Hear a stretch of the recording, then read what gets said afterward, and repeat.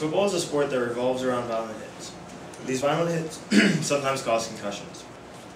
An example of these violent hits that cause concussions are shown in this video of Reggie Bush being hit by Sheldon Brown.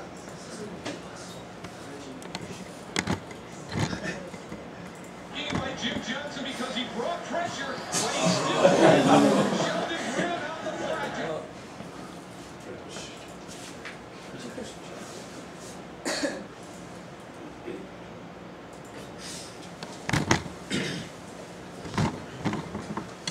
As a former football player, it astonishes me how little players and people know about the dangers of concussions. While I will mainly focus on concussions in football, much of the information I will present will be transferable to other sports and life in general. I know from personal experiences, when I was 10, I got a concussion from a sledding accident, but never got one from playing football. Since most people do not understand the dangers of concussions, they are often mishandled, putting the player in more danger. First, I will tell you what a concussion is, how a player sustains one. Second, I will explain why it is dangerous for a player to play with a concussion and why they do so. Lastly, I will explain the current measures being taken to ensure that the damage from concussion is limited. First, according to the American Academy of Neurology, which was quoted in an article by USA Today saying, a concussion is an injury in which the brain is shaken inside the skull. This then causes the brain to swell, hindering neurological processes that can be seen in the symptoms that result in nausea, tiredness, headaches, and dizziness. According to the Journal of Athletic Training, concussion slows down and hurts some of a player's mental thought processes as well.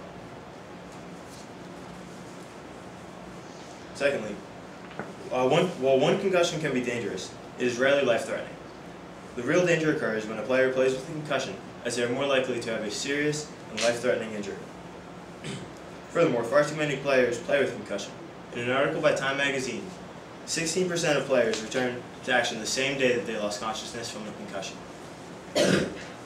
Playing with a concussion puts a player at risk for second impact syndrome, which is when a player sustains a concussion once they already have it.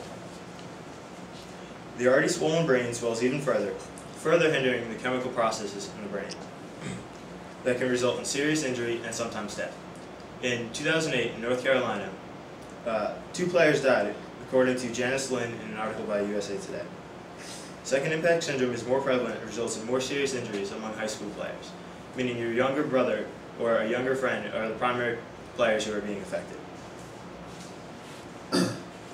The main reason that players play through concussions is this idea of the macho culture, which is playing through injuries because it's viewed as bettering the team. A perfect example of this is Brett Favre, who has played in 309 straight games, including the playoffs. He is often praised for this. Furthermore, I remember various times in the football locker room when we as players would look down upon players sitting out with a concussion and would peer pressure them to return early to the field. The Journal of Athletic Training outlines when a player can safely return to action after a concussion. It states that a player who has a mild or moderate concussion can return 1 week after their symptoms subside. And players who had a severe concussion, which is when they lose consciousness for more than a couple seconds, need to sit out for 2 weeks after their symptoms subside. The best way to present second impact syndrome is having full-time trainers at all schools, as they will be able to detect original concussions and enforce the guidelines. North Carolina has already attempted to do this, according to an article in Time magazine. Furthermore, there are computer tests that can test to see if a player has a concussion. It does so by testing functions that are affected by concussions and comparing preseason results with in-season test results. According to Time magazine, New Jersey is trying to get all schools with athletics to do this. While these are great movements, these movements should be nationwide, not just in individual states.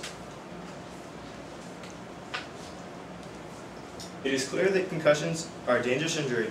They have been mistreated in the past, and people have started to take steps to minimize their danger. Overall, teams and people know much more about concussions now than they did in the past. Hopefully you have learned that if you ever receive a concussion, you should take it easy for at least 1 week after your symptoms subside. If not, I at least hope you learn not to insult a player on your favorite team for sitting out with a concussion, despite the lack of brains you may think they have.